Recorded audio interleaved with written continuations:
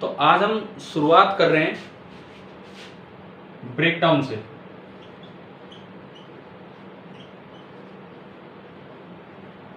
कि breakdown of a capacitor का क्या मतलब है।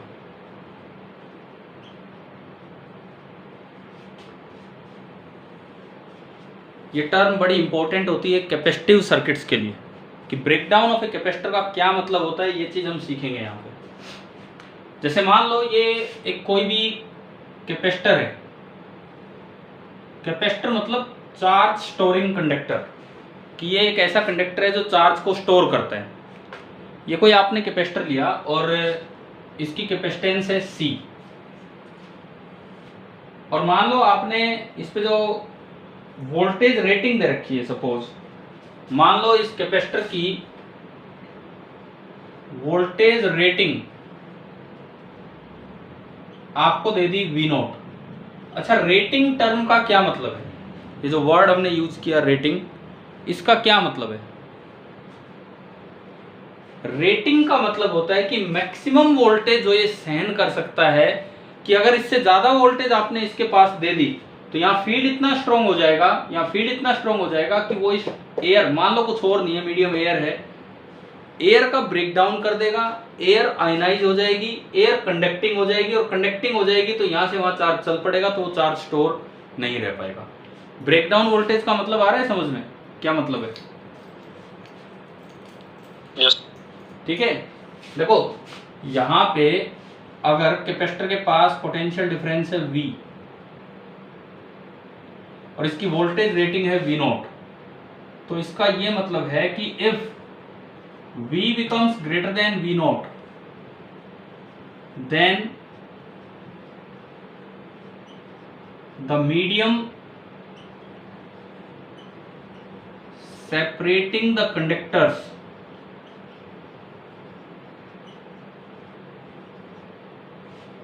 will be ionized। चलिए डिस्टेंस पे भी तो डिपेंड ही करेगा। क्या क्या क्या? डिस्टेंस पे डिपेंड नहीं करेगा ये, अगर ज्यादा डिस्टेंस है इनके बीच में, प्लेट्स के बीच में। आपने अगर पिछले असाइनमेंट भी किए हों तो क्या उसमें ऐसे सवाल दे रखे थे कि electric field between the plates distance पे डिपेंड करता है कि नहीं? हाँ ठीक है ना, देखना वहां से।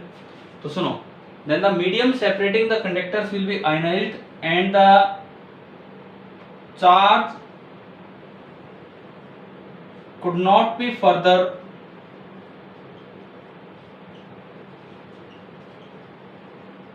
stored on the plates। समझ गए हो क्या? प्लेट्स कंडक्टिव, प्लेट्स के आसपास का मीडियम कंडक्टिंग हो गया तो चार्ज लीक आउट हो जाएगा। ठीक है, क्लियर है? ये होता है वोल्टेज रेटिंग V0। और फॉर ड्राई एयर, जैसा कि मुझे याद है, जैसा मुझे ध्यान है, आप कंफर्म कर सकते हो उसे, ड्राई एयर के लिए जो इलेक्ट्रिक फील्ड होता है ब्रेकडाउन वाला, वो नियरली होता है 3 × 10⁶ न्यूटन पर कूलम। इतना फील्ड आते ही ड्राई एयर का ब्रेकडाउन हो जाता है और वो कैपेसिटर अब यूजफुल नहीं रहा है हमारे लिए। ये मतलब होता है इसका। ठीक है, अब जैसे मैं एक क्वेश्चन ले लूं CPP 26 का पहला सवाल, इस चीज को समझाने के लिए। आप सभी ट्राई कर चुके हैं ना CPP नंबर 26? अरे परसों का दिया हुआ होगा। Yes sir. है ना? तो उसके आंसर्स मैंने थोड़ी देर पहले आपको दिए थे, लेकिन ठीक है, मैं अभी डिस्कशन नहीं ले रहा हूं उसका। मैं तो इस पॉइंट को क्लियर करने के लिए कि ब्रेकडाउन का मतलब क्या है, एक सवाल लेता हूं, किस तरह के न्यूमेरिकल्स इन पे आ जाते हैं। तो इसके जस्ट बाद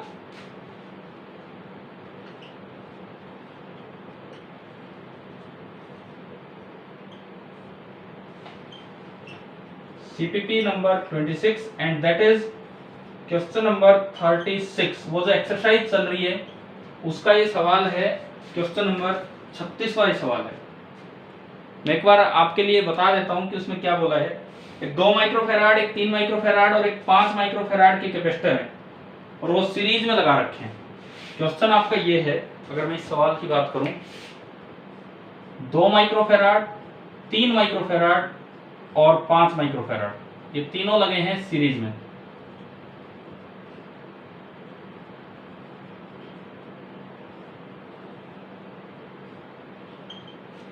ये तीनों सीरीज में लगे हैं और इन तीनों की ब्रेकडाउन वोल्टेज दे रखी है 3 वोल्ट, 2 वोल्ट एंड 1 वोल्ट। इसकी ब्रेकडाउन वोल्टेज है 3 वोल्ट, इसकी है 2 वोल्ट और इसकी ब्रेकडाउन वोल्टेज है 1 वोल्ट। इतना आपको दिया गया है, ठीक है।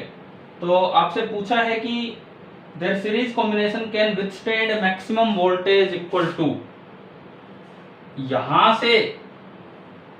से जो आप मैक्सिमम वोल्टेज अप्लाई कर पाएंगे, मतलब ब्रेकडाउन बस ना हो कि इसके बाद हो जाए, V एक्सटर्नल की मैक्सिमम वैल्यू आपको निकालनी है। देखो किसी ने ट्राई किया हो नहीं किया हो, एटलीस्ट अभी आप ये वाला पार्ट ट्राई कीजिए।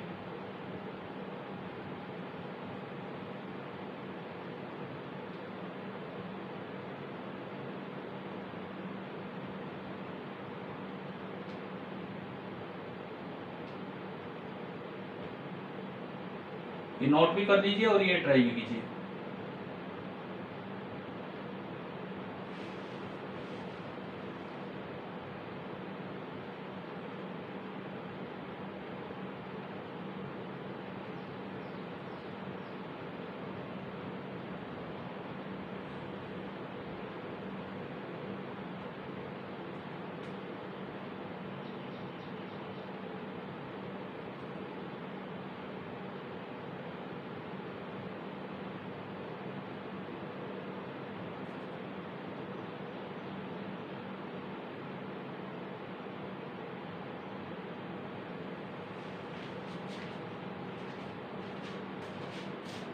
किसी का आंसर मैच हुआ था इसका? ये जो पहले आपने ट्राई कर रखा है, आंसर मैंने दे रखा है 31/6 वोल्ट। नहीं हो। देखते हैं, अभी समझते हैं इस चीज को। क्या नोट हो गया? मिटाऊं इसे अगर हो गया हो तो? हाँ। ठीक है।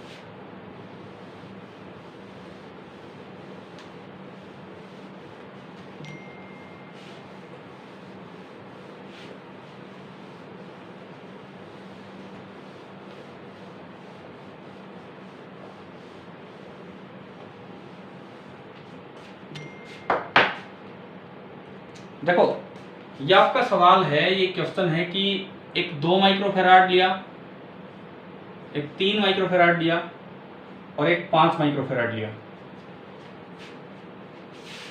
2 माइक्रोफेराड, 3 माइक्रोफेराड एंड 5 माइक्रोफेराड, ये आपने 3 लिए।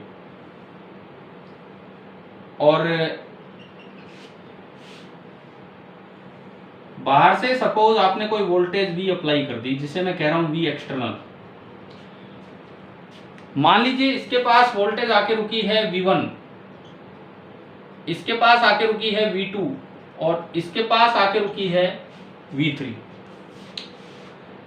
सीरीज में जो वोल्टेज डिवाइड होती है, अच्छा हर्षित आप हो क्लास में अभी? Yes sir. और एक और हर्षित वो भी है क्या? दोनों हर्षित हैं? Yes sir. ठीक है, एक और हर्षित हैं अभी क्लास में, ठीक है। कोई सा भी हर्षित बता दो कि सीरीज में voltage direct ratio of capacitance में डिवाइड होती है कि इनवर्स रेशियो में? इनवर्स। इनवर्स, ठीक है, बिल्कुल सही। तो सीरीज में इनवर्स रेशियो में डिवाइड होगी तो V1 is to V2 is to V3। Inverse ratio कैसे लिखूं मैं इसका? जैसे 2 और 3 होता तो मैं 3:2 लिख देता, अब कैसे लिखूं 3 का इनवर्स रेशियो? कैसे लिखो इनवर्स रेशियो? बोलो। 1/2 ratio, 1/3 ratio, 1/5। 1/2 is to 1/3 is to 1/5। अच्छा ऐसे कभी भी रेशियोज आते हैं तो आप उनका एलसीएम लेके और उससे मल्टीप्लाई कर दिया करो। 5, 3 और 2 का एलसीएम कितना? Least common multiple 30। 30 से मल्टीप्लाई कर दो। 30/2 15, 30/3 10, 30/5 6। यानी कि ये जो वोल्टेज बटेगी ये 15:10:6 में बटेगी। भाई ये हल्का सा मैथमेटिक्स तो समझ आ गया ना क्या किया है मैंने? Yes sir. है ना? तो इसका मतलब इस वोल्टेज के 15 और 10 25 और 6 31 हिस्से करके 15 हिस्से इसको दे दीजिए, 10 हिस्से इसको और 6 हिस्से इसको। तो बताओ V1 कितना पहुंच रहा है इसके पास? 15 पार्ट्स पहुंचेंगे। किसके 15 पार्ट्स?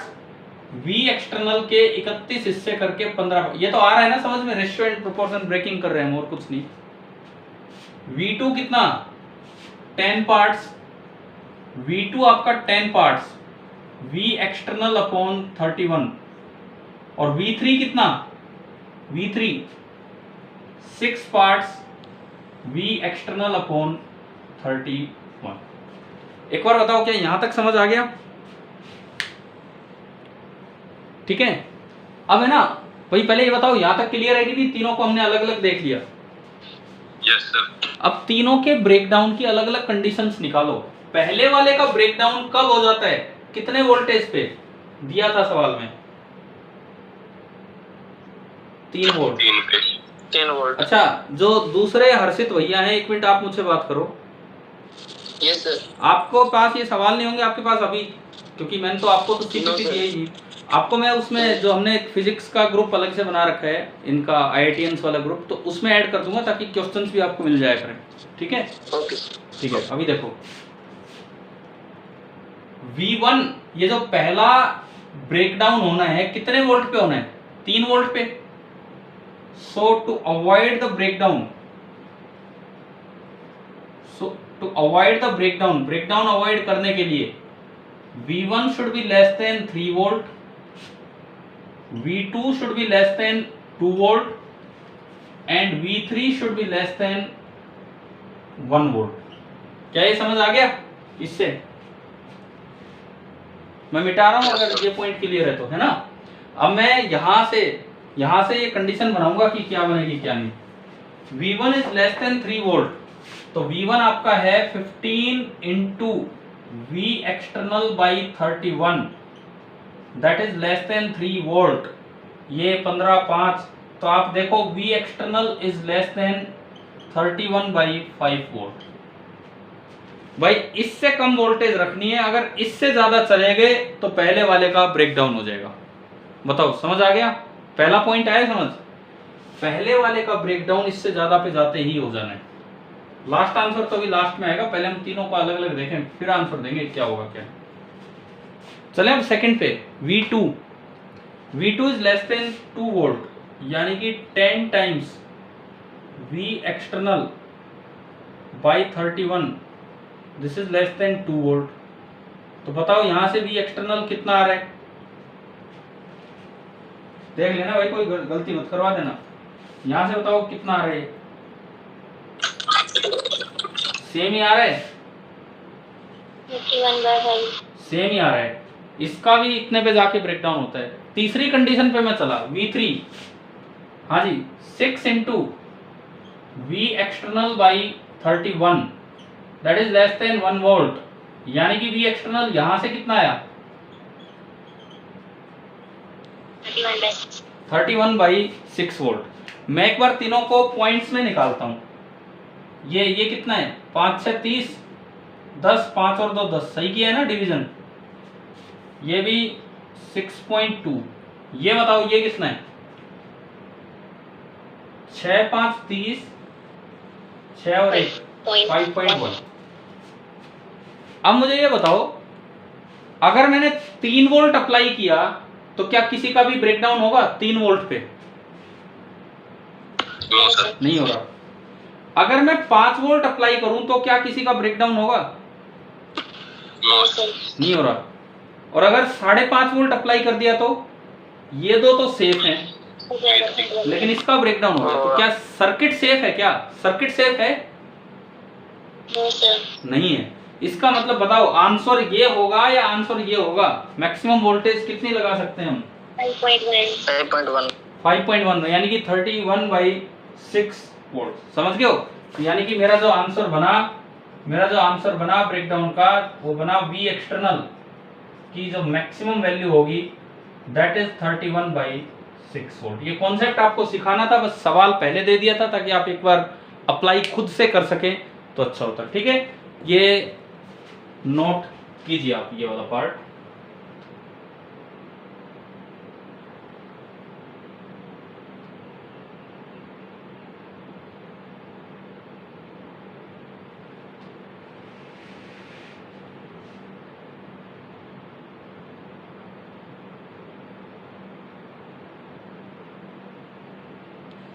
सर हाँ जी बोलो।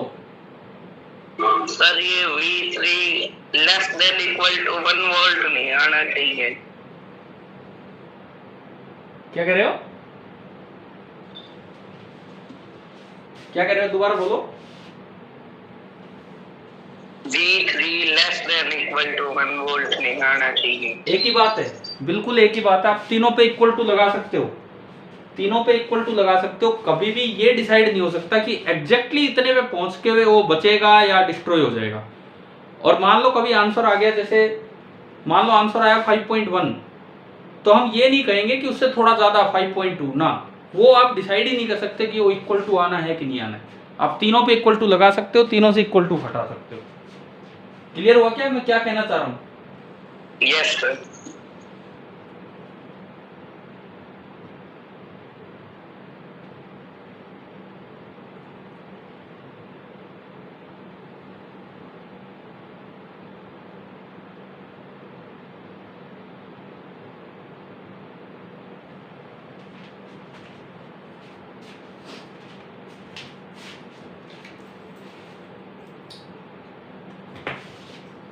परसों जब मैंने आपकी रात को क्लास ली थी ना 9 बजे डिस्कशन, परसों तो हुई थी अपनी क्लास शायद 9 बजे। Yes sir. हाँ तो यस सर। उस समय तक तो मैं ठीक था, उसके बाद जब सोया तो रात को तब तबीयत खराब हुई, बुखार सा चढ़ गया, नींद भी नहीं आई ढंग से। कल भी पूरे दिन बड़ी बेचैनी रही, लेकिन आज बड़ा ठीक सा फील हो रहा है। अब तो बिल्कुल ही ठीक है, कुछ दिक्कत ही नहीं है।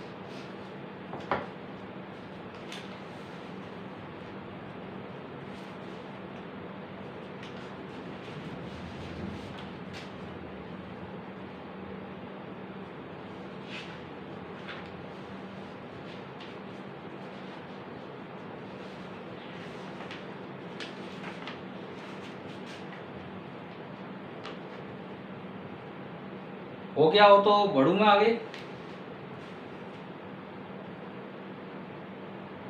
Yes sir. Yes sir.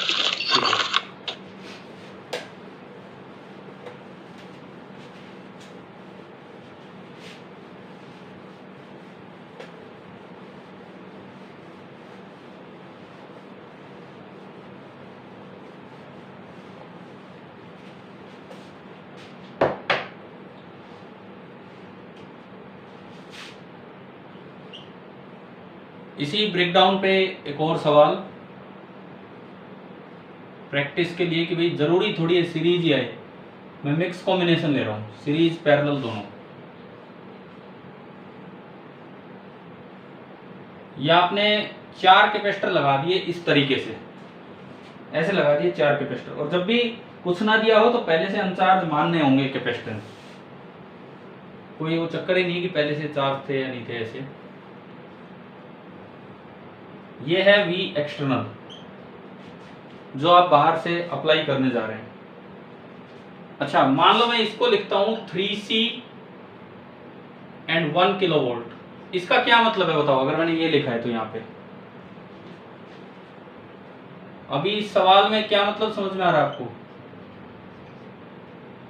ये इसकी रेटिंग है, रेटिंग के साथ कैपेसिटेंस दिया है, समझ गए हो?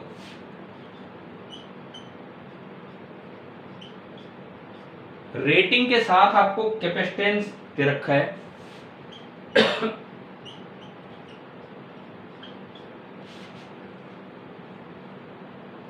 This is the value of capacitance, कोई 3C कोई 2C इस तरह से, विद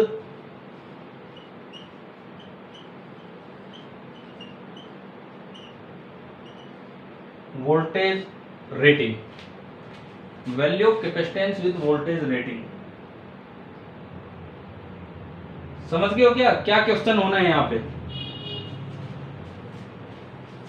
सवाल वही है आपका, find V external maximum so that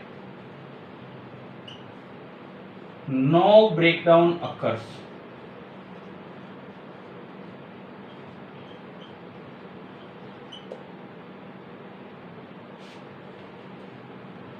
V external की मैक्सिमम वैल्यू बताओ ताकि ब्रेकडाउन ना हो, कोई ब्रेकडाउन ना हो।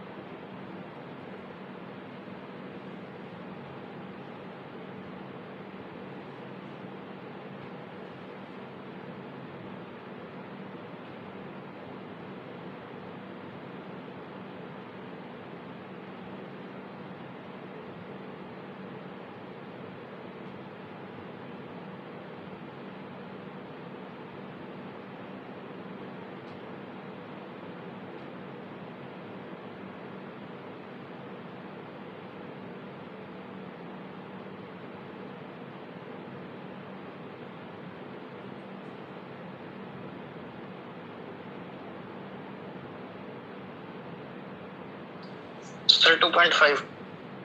2.5 किलोवोल्ट। जी सर। हाँ भाई, और कोई?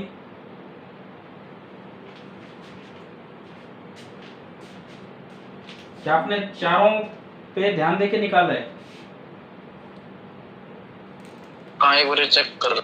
हाँ ना, ठीक है, आपका आंसर सही है, इसीलिए पूछ रहा हूँ। चारों पे ध्यान देके निकाला है ना आपने? Yes sir. चारों का ध्यान रखना है कि ब्रेकडाउन कब किसका होता है, जिसका सबसे पहले हो जाए वही V एक्सटर्नल की मैक्सिमम वैल्यू होगी। देखो अलग अलग देखो आप, इसको अलग इसको अलग, इस तरह से। अच्छा, जो भी एक्सटर्नल पहुंचाओगे वो इसके पास भी पूरा आना है इकट्ठा, और नीचे वाले के पास भी। तो इसको बांट लो। मान लो यहां वोल्टेज आई V1 और यहां वोल्टेज आ रही है V2, यहां वोल्टेज आ रही है V3 और यहां वोल्टेज आ रही है V4। पहले तो चारों अलग अलग वैल्यूज निकाल लो और फिर चारों की कंडीशंस लगा दो। और किसी का आया आंसर? सर इतना ही आएगा। ठीक है, मैं करवा देता हूं। क्या सबका आ गया है क्या 2.5 किलोवोल्ट आंसर, चारों चेक करके? Yes sir. बढ़िया है, बहुत अच्छा है। अगर ये सीख गए हो तो देख लो, फटाफट देखो आप। पहली बात, V1 is to V2 inverse ratio of capacitance, तो 2C और 3C, तो ये बनेगा 2:3। 2:3 का मतलब है 5 इससे कर दो, तो V1 तो आपका बनेगा V एक्सटर्नल के 5 हिस्से करके 2 से मल्टीप्लाई कर दो, और V2 बनेगा, एक मिनट। ठीक है। V2 बनेगा V एक्सटर्नल के फिर से 5 हिस्से करके 3 से मल्टीप्लाई कर दो। ऐसे ही अगर मैं V3:V4 पे गया, इनवर्स रेशियो मतलब 3:7, कैपेसिटेंस देखना है 3:7 मतलब 10 हिस्से कर दो, 3:7 मतलब 10 हिस्से कर दो, तो जो V3 बनेगा V एक्सटर्नल के 10 हिस्से करके 3 पार्ट इसको दे दो, 3 पार्ट, और जो V4 बनेगा V एक्सटर्नल के 10 पार्ट करके 7 पार्ट्स इसको दे दीजिए। देखिए मैं पूरा सॉल्व करवा रहा हूँ बिकॉज मुझे पता है सबका नहीं हुआ होगा अभी। ये आपके चारों पार्ट्स आए। अब अपनी अपनी कंडीशन लगाओ। V1 should be less than और इक्वल टू, इस बार मेरे केस में इक्वल टू लगा देता हूँ, उससे चेंज नहीं होना है कुछ भी। V1 should be less than और इक्वल टू 1 किलोवोल्ट, तो V1 ये है, तो आपकी पहली कंडीशन बनती है 2/5 into V external should be less than और इक्वल टू 1 किलोवोल्ट, यानी कि जो V एक्सटर्नल आया दिस इज लेस देन और इक्वल टू 5/2 वोल्ट, यानी कि V external is less than और इक्वल टू 5 वोल्ट। ये पहले से बनी है मेरी कंडीशन V1 से। अब मैं चलूं V2 पे, ये तो जो मेरी कंडीशन आई है दिस इज फ्रॉम V1। अब मैं चलूं V2 पे, V2 should be less than और इक्वल टू 2 किलोवोल्ट। V2 आपका है 3/5 into V external this is less than और इक्वल टू कितना दिया है 2 में 2 किलोवोल्ट। तो यहां से आया V external is less than और इक्वल टू 10/3 किलोवोल्ट, और 10/3 होता है 3.3, यार ये मैंने क्या लिख दिया, 5/2 होता है 2.5, 10/3 होता है 3.3। एक बार मुझे ये बताओ, अगर मान लो ये 2 होते तो हमारा आंसर क्या होता, 2.5 या 3.3? अगर केवल ये 2 ही देखने होते तो 2.5, क्योंकि 2.6 होते ही ये तो बच जाता, लेकिन इसका ब्रेकडाउन हो जाता, कोई ब्रेकडाउन नहीं होना था। अब मैं चला V3 पे, V3 ये V3 आपका है 3/10 into V external this is less than और equal to according to the question 1 kilovolt, यानी कि V external is less than और इक्वल टू 10/3 किलोवोल्ट, यानी कि V एक्सटर्नल यहां से भी 3.3 वोल्ट आया। और अब मैं चला लास्ट V4 पे, आखिरी V4 आपका है 7/10 times V external according to our question this should be less than और इक्वल टू 2 किलोवोल्ट। सर आपकी वीडियो क्लियर हो गई?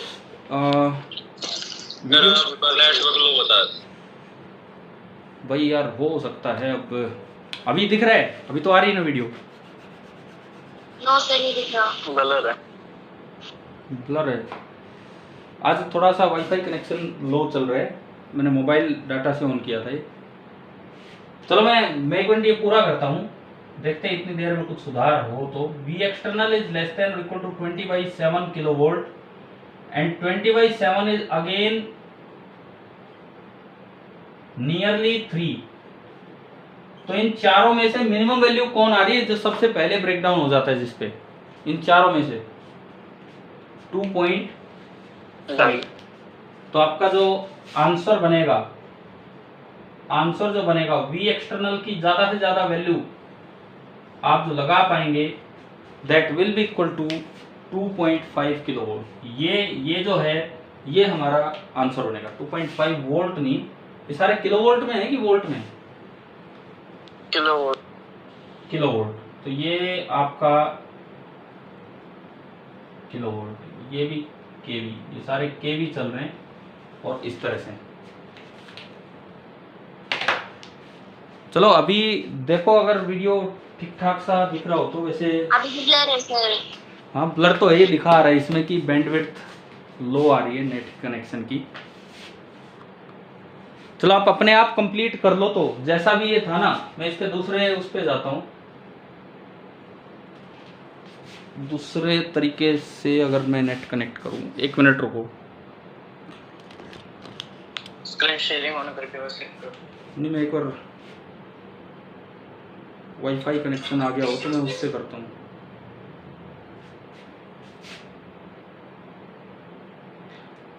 अभी देखना इस कनेक्शन में अगर ठीक आया हो तो। अभी कुछ आया है स्क्रीन पे? तो है तो ब्लरी से। क्या इसमें भी ब्लर है क्या? 1 मिनट मैंने लगाया अभी। Yes sir. ठीक है, सही है सर। चलो ठीक है यार, आप जैसा भी है एक बार समझने की कोशिश करो और नोट कीजिए इसको, जैसा भी दिख रहा है। नहीं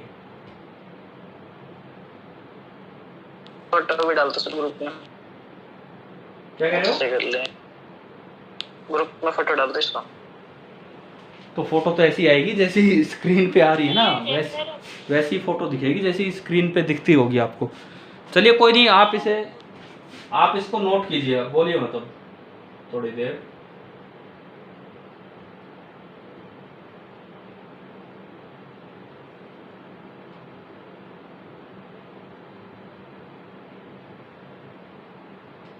तो मुझे लग रहा है कि शायद ये क्लियर दिखा रहा है अभी। अब सही है। हाँ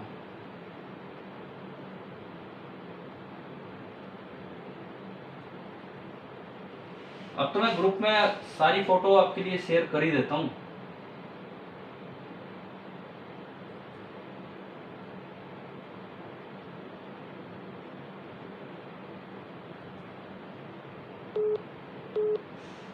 शिट फिर क्या आ गया? बार बार फोन डिक्लाइन।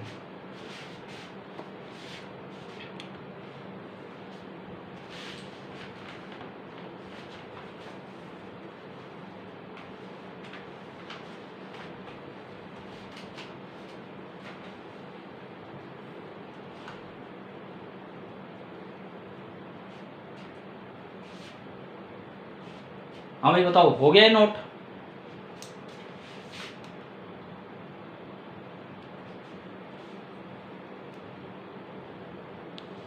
Yes sir.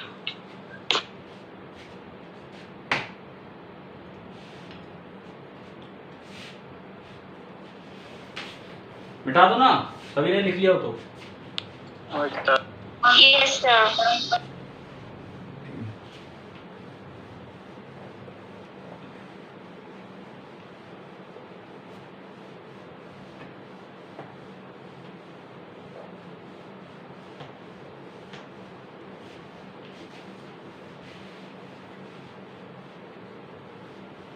अब ये जो ब्रेकडाउन ऑफ अ कैपेसिटर चल रहा था,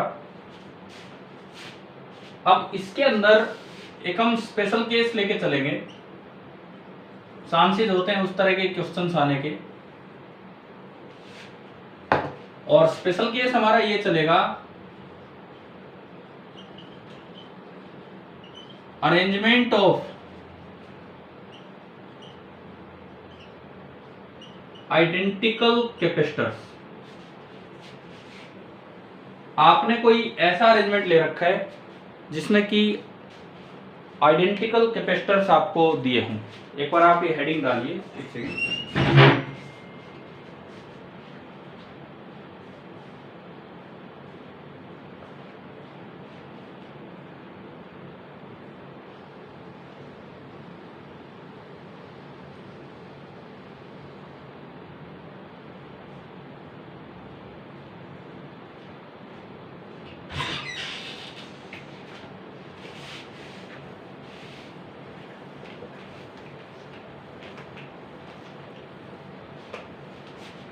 जैसे अभी हमने सीरीज पैरेलल अलग अलग कैपेसिटर्स लिए, आइडेंटिकल में तो काफी ज्यादा कैपेसिटर्स वो दे सकते हैं और फिर हमसे कोई सवाल पूछ सकते हैं, तो वो वाला पार्ट हम कर रहे होंगे अभी।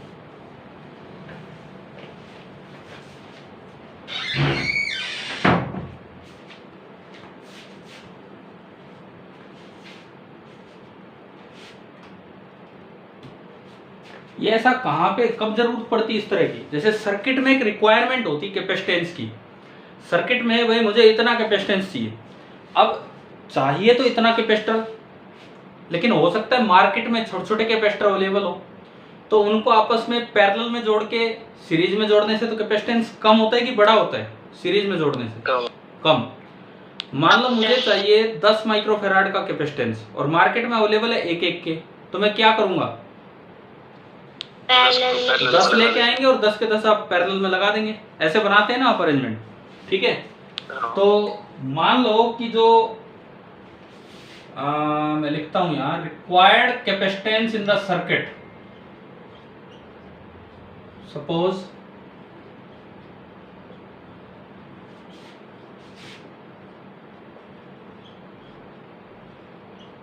सर्किट में जो कैपेसिटर आपको चाहिए वो मैंने बोल दिया C इक्विवेलेंट। भाई C इक्विवेलेंट है, ये आपको बनाना है। C रिक्वायर्ड भी आप लिख सकते थे, लेकिन वो सबका इक्विवेलेंट ही होगा। और जो available capacitor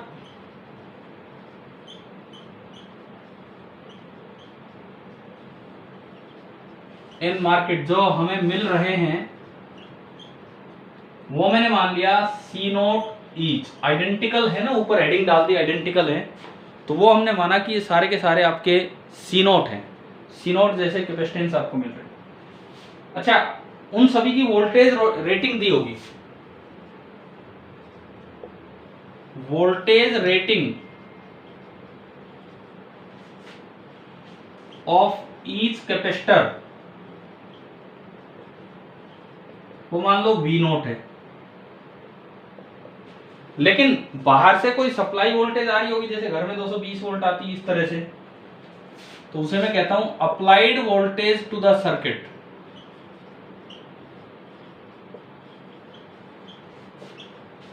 applied voltage to the circuit वो मान लो V external.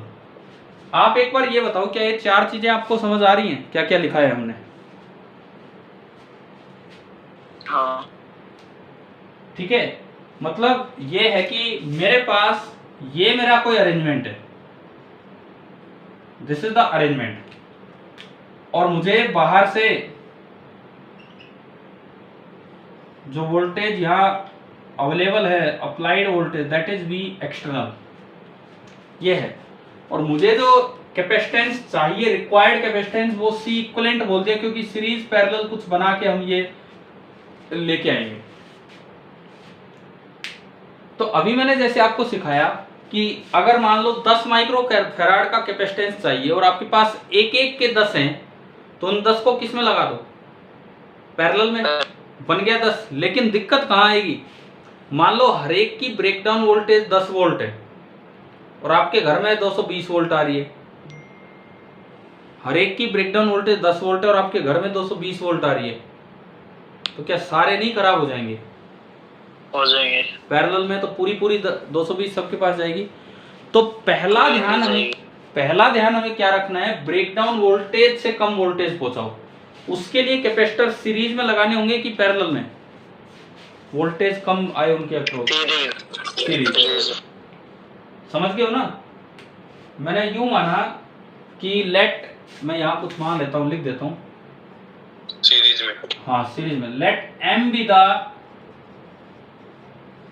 Number of capacitors used in series in a row, किसी एक रो में, टू अवॉइड द ब्रेकडाउन।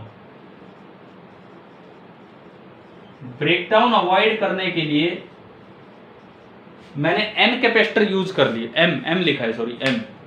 इसका मतलब मैं एक लाइन में, आइडेंटिकल है सारे, एक लाइन में C note C note C note, ये आपने m ले लिया। m कितने लगाएं, मिनिमम कितने लगाएं, मिनिमम कितने लगाएं? देखो वैसे तो सीरीज में वोल्टेज इनवर्स रेशियो में डिवाइड होती है, लेकिन जब सारे आइडेंटिकल हैं तो क्या बराबर बराबर आ जाएगी कि नहीं? आ जाएगी, ठीक है। इट मींस V एक्सटर्नल के m पार्ट्स कर दो और सबके पास ये पार्ट आ जाएगा। किसी एक के पास अगर आप देखते हो, किसी एक के पास, ये प्लस ये माइनस मैंने बोला, तो किसी एक के पास जो वोल्टेज आएगी that will B V external upon m। हाँ जी, समझ आया कि क्या लिखा है? दिख भी रहा है कि नहीं मैंने क्या लिख दिया यहाँ पे? मैंने लिखा है plus minus V external divide by m, सबके पास ये वोल्टेज आनी है। ठीक है। तो अगर आप Yes, sir. ब्रेकडाउन अवॉइड करना चाहते हो तो ये जो वोल्टेज पहुंची है V1, V2, V3, V external upon M, this should be less than और इक्वल टू किससे किससे कम होना चाहिए? रेटिंग किससे? V note. V नॉट से। यानी कि M should be greater than और equal to V external upon V and M is integer यानी कि ऐसे किसी भी सवाल में जहां मिनिमम नंबर ऑफ कैपेसिटर्स पूछा जाए तो सबसे पहले आपको पैरेलल नहीं, पहले सीरीज का ध्यान रखना है। और एक सीरीज में कितने एक रो में कैपेसिटेंस लेने हैं, वो नंबर ऑफ कैपेसिटर यहां से निकलेगा, ग्रेटर देन और equal to V external upon V naught. अगर ये इंटीजर आ जाए तो वही इक्वल टू भी हमने लगा रखा वही है। मान लो वैल्यू आ गई 7.1, तो बताओ M कितने लेने होंगे, 7 या 8? 8 समझ गए हो। और अगर ये वैल्यू 7 आ जाती है तो M कितना लें? 7। तब साथ में काम चल सकता है, रिस्की है वो, लेकिन हम तो क्वेश्चन के अकॉर्डिंग चलाएंगे, यहाँ पे बस उतना वो चल जाएगा।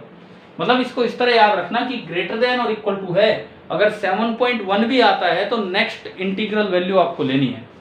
तो एक रो में कितने कैपेसिटर लगाए, क्या ये समझ आया? Yes, sir. ठीक है। अब इसके बाद फिर रोज कितनी लें, कितनी रो लें, ये कैसे डिसाइड होगा? जितना हमें चाहिए इक्विवेलेंट कैपेसिटर से सब. अब देखो, ऐसी सपोज आपने n रोज लगा दी, n आपने लिखा था let m be the number of capacitor used in a row. इससे आगे मैं लिखता हूं लेट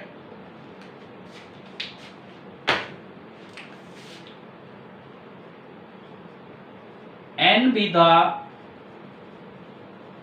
number of rows। अब आपको कितना कैपेसिटर चाहिए, वहां से नंबर ऑफ रोज निकलेंगी। कैसे निकलेगी आप ये बताओ? एक लाइन का कैपेसिटेंस कितना हो गया, एक लाइन का capacitance? C naught upon M. C naught upon M, C naught upon M इसका, C नोट अपॉन M अगले का, ऐसे ऐसे n पैरेलल में रो हैं, तो कितना हो गया ये? N अपॉन M से आपका बना C इक्विवेलेंट, जो आपको C रिक्वायर्ड था वो C इक्विवेलेंट बना, that is C naught upon M plus C naught upon M n बार, तो ये आ गया n into C naught upon M। तो आप बताओ क्या यहां से नंबर ऑफ रोज आ गई, n निकल के आ गया, m times C equivalent upon,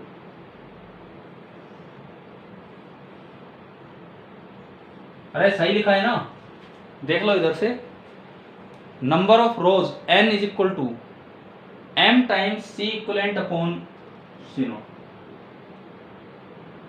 clear? Yes, sir.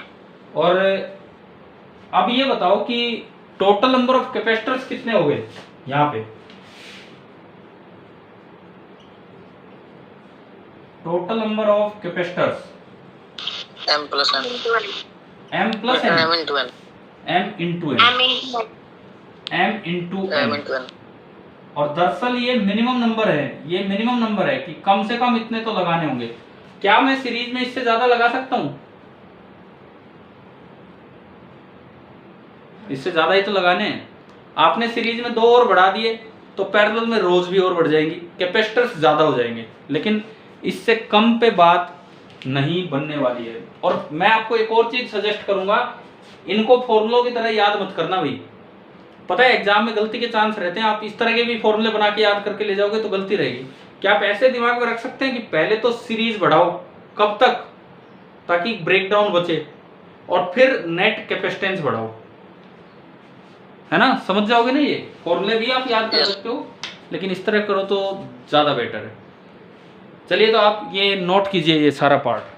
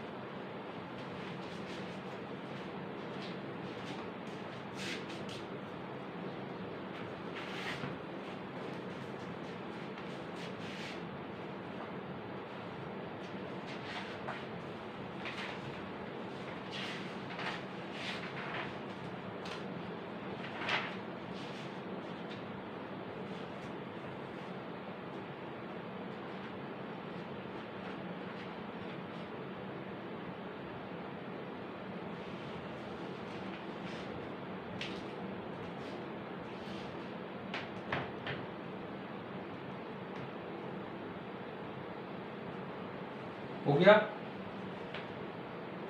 Yes, sir.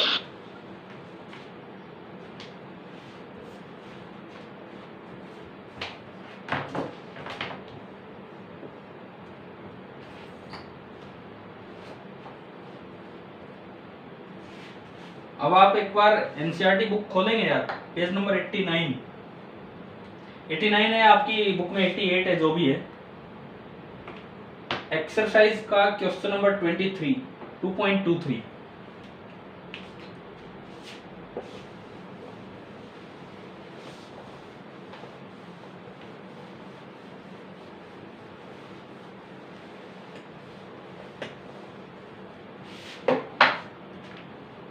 Question 2.23।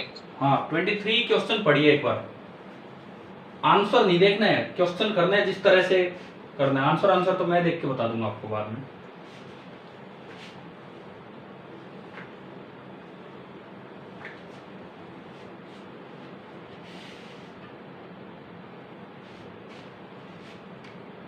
Yes sir, पढ़ लिया।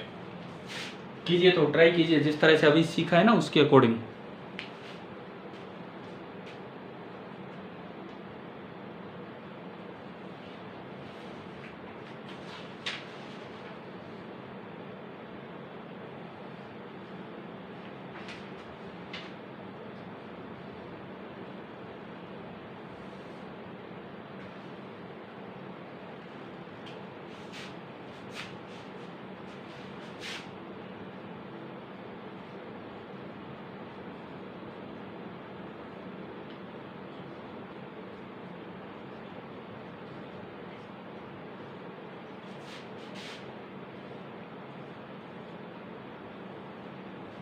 हो गया क्या, बताओ कुछ समझ आ रहा है?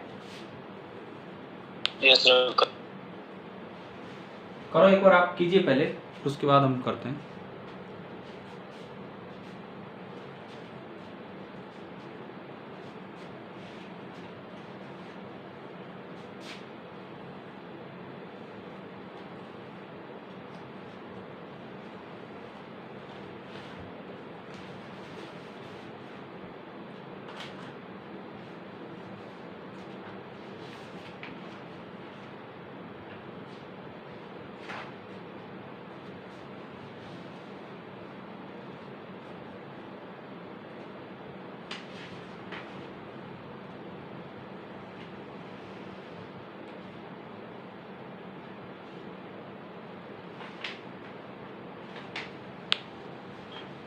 हो गया? 3 सीरीज में लगा देंगे, उसके ऊपर 3 और पैरेलल में लगा।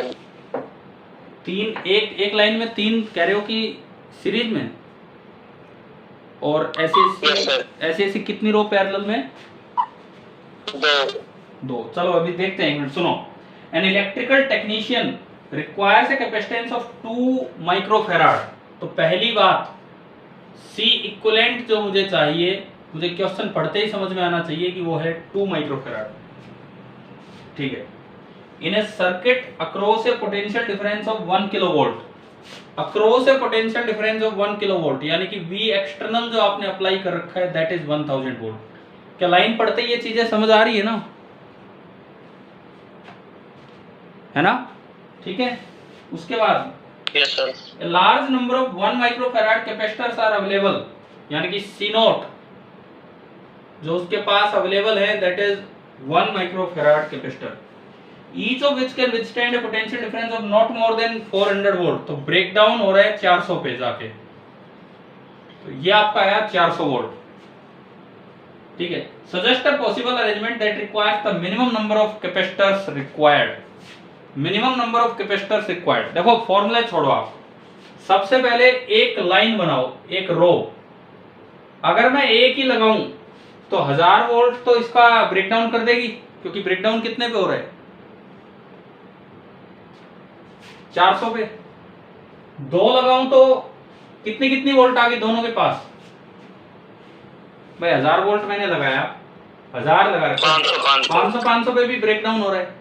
समझ रहे हो ना? मतलब फॉर्मूले भी रटने की जरूरत नहीं है, एक लॉजिक दिमाग में रखो, तब यूं रहेगी, परमानेंटली याद रहेंगी ये चीजें। ठीक है।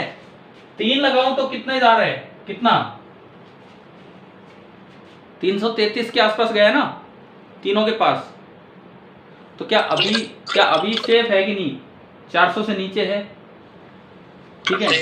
यानी कि हमें पता लग गया कि भाई मिनिमम, अब आप लगाने को तो 4 लगा लो जब भी सेफ है, 5 लगा लो तब भी सेफ है। मिनिमम नंबर एक रो में कितने लगाने पड़ेंगे? 3, ठीक है। इतना होने के बाद आप चाहते तो ये फॉर्मूला लगा सकते थे एम वाला, आप चाहते तो ये फॉर्मूला भी लगा सकते थे, मैंने लॉजिकली बताया है। फॉर्मूला लगाते तो आता है एम इज ग्रेटर देन और इक्वल टू, वी एक्सटर्नल है 1000 और वी नॉट है 400, यानी कि m इज ग्रेटर देन और इक्वल टू 10/4, 2.5। तो 2.5 से अगला इंटीजर कौन है? मिनिमम वैल्यू m की कितनी हो जाती? 3, है ना। अब सुनो, अब आपको इस बात का ध्यान रखना है, ये 1 माइक्रोफैराड का है, 1 1 और 1 का सीरीज में कितना हो गया? 3 आए हैं सीरीज में, 1/3, यानी कि इस लाइन का हो गया 1/3 माइक्रोफैराड। आपको कितना चाहिए टोटल? 2 चाहिए। एक और लाइन, 3 लाइन लाओगे जब तो 1 बनेगा। समझ आ रहा है क्या? 1/3 1/3 1/3, 3 लाइनों में तो 1 बनेगा। हमें कितना बनाना है? 2। तो कितनी लाइन लगाऊं? 6। मुझे यहाँ पे 6 लाइनें लगानी पड़ेंगी, तब जाके यार 6 तो आप में से किसी ने नहीं बोला, कोई बच्चा 2 लाइन बता रहा था, कोई 3 लाइन बता रहा था। हाँ भाई, क्या नंबर ऑफ रोज सही निकाले थे आपने?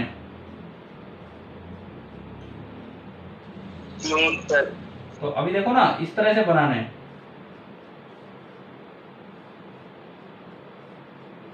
क्या अब पूरी रो का पूरा सब कुछ 1/3 1/3 1/3 और 1/3 1/3, क्या पूरा 2 बन गया? है ना, कंप्लीट 2 बन गया। और अब मैं यहां पे सप्लाई वोल्टेज दे सकता हूं। कितनी सप्लाई वोल्टेज दे सकता हूं? 1 किलो वोल्ट। अच्छा, दूसरी चीज, नंबर ऑफ रोज n बराबर आया 6। मैं एक बार अपने फॉर्मूले से वेरीफाई करूं इस चीज को? हो सकता है कई बार लॉजिक ना सोच पाओ, वही फॉर्मूले याद कर जाओ। n का फॉर्मूला क्या है?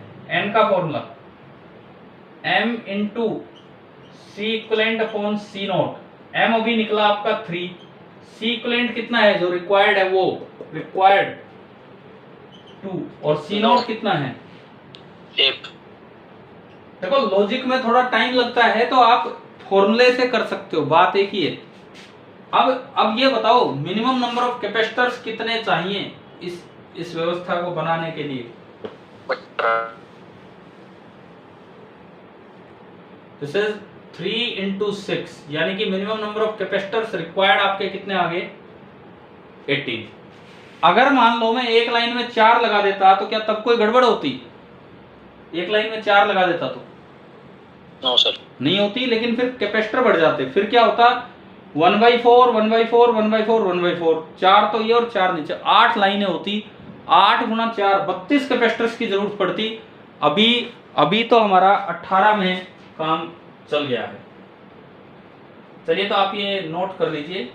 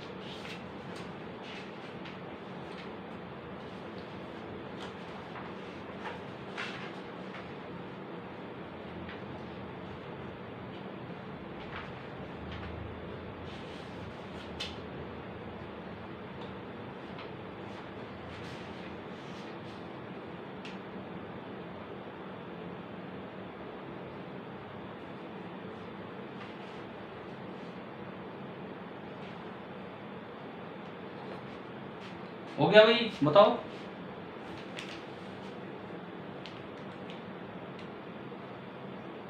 हो गया।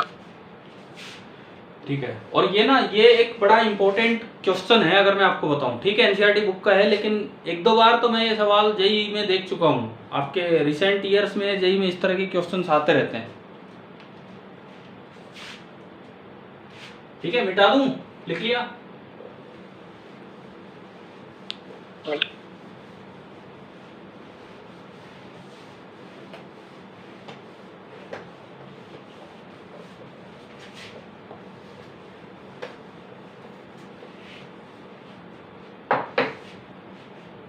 अच्छा, अब ये बताओ, अगर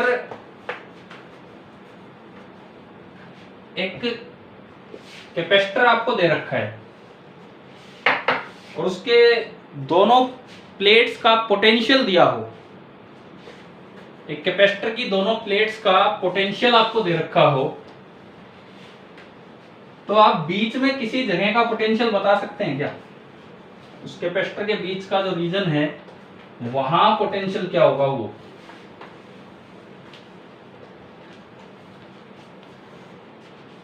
समझ आ रहा है मैं क्या बोल रहा हूं?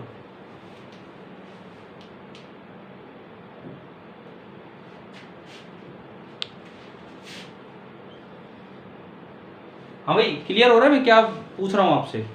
एक कैपेसिटर की दो प्लेट्स हैं, उनका आपको अलग अलग पोटेंशियल दिया हो कि कितना कितना है, और आपसे बीच में किसी पॉइंट का पोटेंशियल पूछ लिया जाए, तो वो किस तरह से आप बता पाएंगे?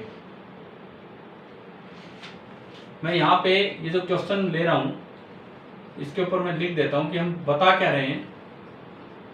Potential variation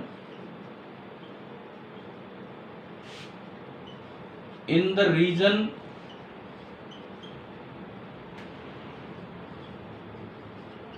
between the two plates of a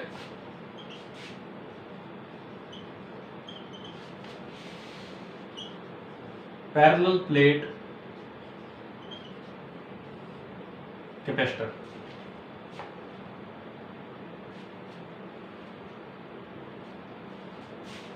जैसे हम सीधा एक क्वेश्चन लें कि ये दो प्लेट्स हैं कैपेसिटर की, मान लो इनके बीच का सेपरेशन है 10 सेंटीमीटर। आपको ये वाली प्लेट दी है 100 वोल्ट पे पॉजिटिव प्लेट, नेगेटिव प्लेट मतलब लो पोटेंशियल प्लेट दी है 0 वोल्ट पे। ये आपको अरेंजमेंट दिया है, तो आपको इसके बीच में कहीं पोटेंशियल बताना है। जैसे यहां बताना हो, यहां से 4 सेंटीमीटर दूर ये पोटेंशियल क्या होगा?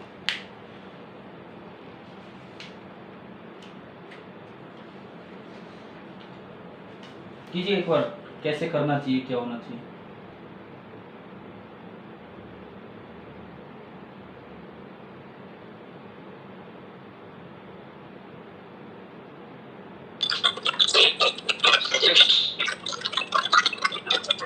कितना होगा? 60। मतलब कैसे? ये तो यूनिटरी मेथड लगा दिया ना।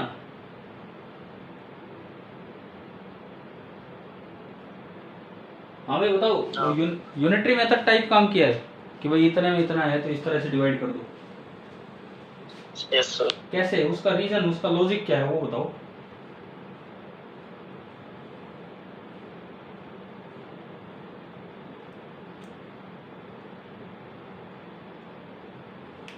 देखो, अब कुछ और दिमाग में ना आए तो हमें कर भी लेना चाहिए ऐसे यूनिटरी से, लेकिन जरूरी भी नहीं होता कि हर जगह वो चीज सही हो। सबसे पहली बात, electric field between two large plates वो यूनिफॉर्म होता है। क्या ये पढ़ा हुआ हमने? यस। है ना? E between two large plate uniforms होता है, डिस्टेंस इंडिपेंडेंट होता है।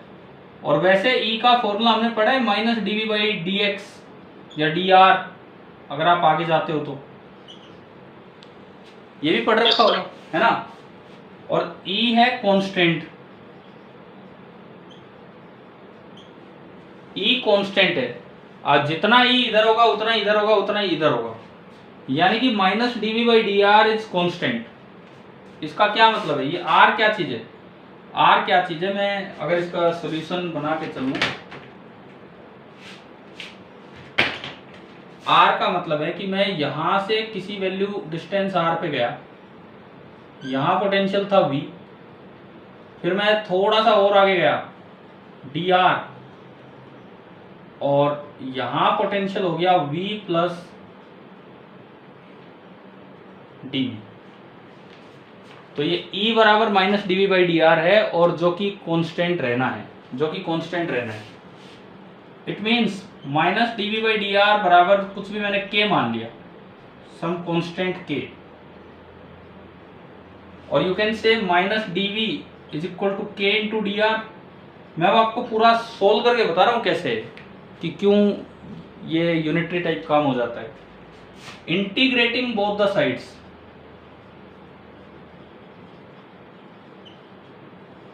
तो इंटीग्रेट करोगे तो माइनस इंटीग्रल dV, ये तो कांस्टेंट है, इंटीग्रल dr, ये आपका बना।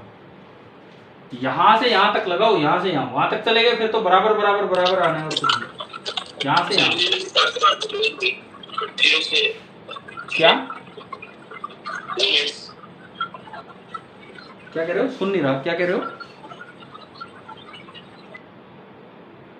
अक्षय, दोबारा बोलो, 1 मिनट आवाज ही नहीं आई, क्या कह रहे हो। चलो मैं करता हूं फिर कंटिन्यू। देखो अब इधर सुनो, हमने लिमिट लगाई यहां से यहां, यहां से यहां, ताकि एक r के फंक्शन में आ जाए, यहां v पे लिमिट।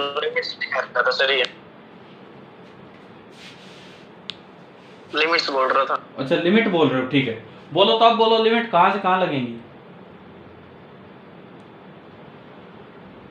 लिमिट यहां से यहां लगवाओ, v की वैल्यू यहां 100 है और यहां v है, तो v की वैल्यू 100 से v गई, ये वोल्ट में ही है, और r की वैल्यू यहां 0 थी और यहां कोई भी r है, 0 से r, ये आपकी लिमिट लगाने का तरीका है। तो माइनस इंटीग्रल dv v होगा, लिमिट 100 से v, k integral dr r होगा, और लिमिट 0 से r। इसके बाद मैं और आगे बढ़ूं तो दिस इंप्लाइज, ये लिमिट तो आनी है v माइनस 100, लेकिन जब माइनस लगेगा तो ये हो जाएगा 100 माइनस v, 100 वोल्ट में है, is equal to k into r minus 0, जो आपका हो गया के आर, और यहां से मेरा v निकल के आ रहा है 100 माइनस के आर, इक्वेशन नंबर 1। k कैसे सोल्व होगा, k कैसे सोल्व होगा, क्या आपको किसी दूसरी जगह की पोटेंशियल की वैल्यू पता है, पता है। तो अब हम वहां से निकालेंगे value of k, value of k हम यहां से निकालेंगे इक्वेशन नंबर 1 में, कि at r equal to 10 centimetre v is equal to 0 volt, आपने उसमें रखा v की जगह 0, 100 माइनस k इंटू 10 सेंटीमीटर, तो यहां से k इंटू 10 सेंटीमीटर, ये आपका आया 100, और यहां से मेरा k आ गया 10 सेंटीमीटर इनवर्स, ठीक है आ गया। तो पुट इन इक्वेशन 1, इक्वेशन 1 में आपने दोबारा से वैल्यू रखी, दोबारा से वैल्यू रखी, तो v बराबर आ गया 100 वोल्ट, ये वोल्ट में चल रहा था, माइनस k आपका है 10 सेंटीमीटर इनवर्स और इंटू r, इक्वेशन नंबर 2। अब देखो, अब आपको कहां निकालनी थी वैल्यू, r कितना, जहां क्वेश्चन में पूछा हमसे, हाँ भाई क्वेश्चन में किस जगह पूछा है, r बराबर 4 सेंटीमीटर पे, तो at r equal to 4 centimetre जो v आएगा, अब मैं देखूं यहां जो v आएगा, देखो यहां तक होने के बाद मैं इसके ऊपर यहां आ गया हूं, यहां 100 वोल्ट माइनस, या आर की जगह, ये वोल्ट में चल रहा है सारा, आर की जगह रखोगे 4 सेंटीमीटर, तो सेंटीमीटर से सेंटीमीटर इनवर्स कट जाएगा, ओनली 40 आया। तो आंसर क्या आया आपका? हाँ भाई, आपने यही दिया था आंसर। Yes sir. अब देखो सुनो, ये तो पूरा एक्सप्लेनेशन है कि कैसे हुआ। इनका तरीका क्या था, इन्होंने अपने आप ये ज्यूम कर लिया कि ये लिनियरली डिवाइड हो रहा है। कैसे? यूनिटरी मेथड से। पैरेलल प्लेट कैपेसिटर में आप ये अच्छे से लगा सकते हो क्योंकि ये यूनिफॉर्म है। यहाँ देखो 100 माइनस 0, 100 वोल्ट का पोटेंशियल डिफरेंस कितनी डिस्टेंस में है? 10 सेंटीमीटर में। तो 10 सेंटीमीटर में 100 वोल्ट, तो 4 में कितना होगा? 4 में कितना होगा? यूनिटरी वाला अगर आप यूज करें, यूनिटरी मेथड का अगर आप यूज करें, 40। हाँ 10 सेंटीमीटर में है 100 वोल्ट, एक में होगा 100/10 और 4 में हो जाएगा गुना 4, तो ये आ गया 40 वोल्ट। इसका मतलब यहां से यहां जो पोटेंशियल डिफरेंस होना चाहिए वो कितना होना चाहिए? 40 वोल्ट का होना चाहिए। तो 100 में से 40 वोल्ट घटाओगे तो अपने आप ये 60 वोल्ट है। बाकी प्रॉपर मेथड क्या है वो मैंने आपके लिए यहाँ बता दिया है, आप कीजिए इसे नोट।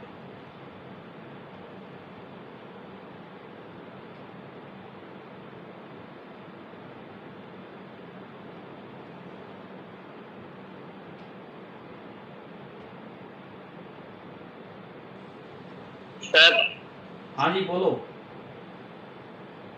सर अगर किसी कैपेसिटर के ऊपर हम कॉइलिंग कर दे तो उससे कुछ पड़ेगा? कैपेसिटर पे क्या कर दें? कॉइलिंग। ऑयलिंग नहीं, उसका मीडियम मतलब ऑयल भर दें, ये बोल रहे हो आप? क्या सर? ऑयलिंग बोल रहे हो कि बॉइलिंग बोल रहे हो? कॉइलिंग। कॉइलिंग, अरे क्या हिंदी में समझाओ, मेरे को तो समझ ही नहीं आ रहा क्या बोल रहे हो। क्या कर दें? तार लपेट दे। अच्छा कोइल, मुझे सुन रहा था ऑयलिंग कर दें। कॉइलिंग कर दें। एक कैपेसिटर पे तार लपेटने का मतलब क्या है? कैसे लपेट दे तार? पैरेलल प्लेट कैपेसिटर पे। Yes sir. जो बच्चे नोट करेंगे, पैरेलल प्लेट कैपेसिटर पे कॉइल कैसे लपेटेंगे, एक मिनट ये बताओ। अगर वो एक प्लेट है, सुनो, इस प्लेट पे आपने अलग कोई लपेटी, इस पे अलग, तो कोई फर्क ही नहीं पड़ रहा, वो तो प्लेट ही है। वो कंडक्टर के ऊपर कंडक्टर लगा दिया, उससे कोई फर्क नहीं पड़ा। और अगर आपने आपस में टच कर दिया कोइल से तो कैपेसिटर शॉर्ट हो जाएगा।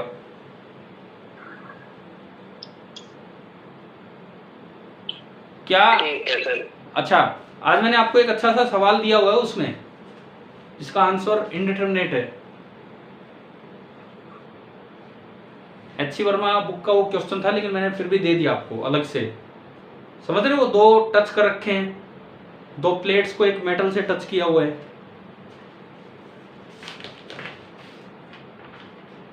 आपके सीपीपी नंबर 26 का question number 41, short circuiting of a capacitor, देखा था कि नहीं देखा था? आंसर के साथ दिया था मैंने। यस सर, देखा था। अब सुनो, ये एचसीवी का बहुत पुराना क्वेश्चन है, लेकिन पहले एच.सी. वर्मा बुक में इसका आंसर होता था इनफाइनाइट। कुछ सालों के बाद, मतलब जब एज ए स्टूडेंट पढ़ते थे तो इसका आंसर एच.सी. वर्मा बुक में इनफाइनाइट दिया था और हम वही सीख के गए। लेकिन बाद में एच.सी. वर्मा सर ने इसका आंसर चेंज करके इंडिटरमिनेट कर दिया। तो इसका मतलब एक अच्छा खासा लॉजिक है इसके पीछे, और वो लॉजिक क्या है वो मैंने अगर आज आप देखोगे सीपीपी नंबर 27 में मैंने लास्ट में एक नोट दिया है आधे पेज का। देखा है किसी ने? नहीं? एक बार वो पढ़ना ताकि वो क्वेश्चन आप एक्सप्लेन कर पाओ कि क्या था और क्या नहीं था। चलो भाई ये बताओ, आज की क्लास में मैंने आपको 2-3 चीजें सिखाई, ये वो नोट हो गया? पहले बताओ मुझे। ठीक है, ठीक है। एक तो मैंने सिखाया ब्रेकडाउन क्या होता है, किस तरह से हम डिसाइड करें। फिर आइडेंटिकल कैपेसिटर, उसमें तो फॉर्मूले भी बन जाते हैं, वो फॉर्मूले भी बना के दे दिए, लॉजिक भी सिखाया। और अगर किसी कैपेसिटर के बीच में पोटेंशियल डिफरेंस कैसे चेंज हो रहा है उसके लिए आपको ई देखना होगा, शुरुआत यहां से होगी। अगर ई कांस्टेंट है तो आप यूनिटरी मेथड लगा सकते हो, ना हो तो फिर आपको इससे अपनी इक्वेशन बना के चलना होगा। तरीका क्या है वो मैंने आपको बता दिया है कि भाई किस तरीके से आप आगे जाएंगे। ठीक है, अब रही बात शाम की क्लास की, डिस्कशन क्लास की। सर हाँ जी, अब जैसे यहाँ पे ई यूनिफॉर्म था, जैसे मतलब किसी भी केस में अगर ई यूनिफॉर्म हो तो पोटेंशियल लीनियरली वेरी करेगा ना। बिल्कुल बिल्कुल, ठीक है, यूनिटरी से कर सकते हैं। हाँ यूनिटरी टाइप इस तरह से कर सकते हो। ठीक है, अब सुनो, सीपीपी नंबर 26 का पहला सवाल मैंने करवा दिया है, 36वां सवाल, 37 से 43 तक और हैं। आपने ट्राई कर लिए हैं क्या? मैं शाम की बात कर रहा हूँ, अब शाम को क्या होना है क्या नहीं, हो जाएंगे शाम तक। शाम तक ये हो जाएगा।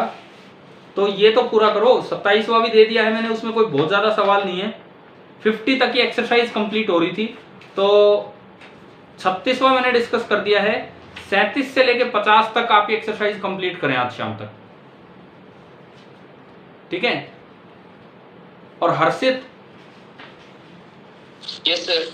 नहीं दूसरा हर्षित, भाई नॉन मेडिकल हर्षित कहाँ गए क्या? चलो कोई नहीं, वो गए तो हर्षित आप आए थे, आपसे बात करता हूँ 2 मिनट। हर्षित कैसा लगा भाई, समझ आई कि नहीं क्लास में जो भी कुछ हो रहा है ये? यस सर, समझ आए। चलो, तो वैसे आपके तो करंट स्टार्ट हो चुका है, आप बता रहे थे मुझे।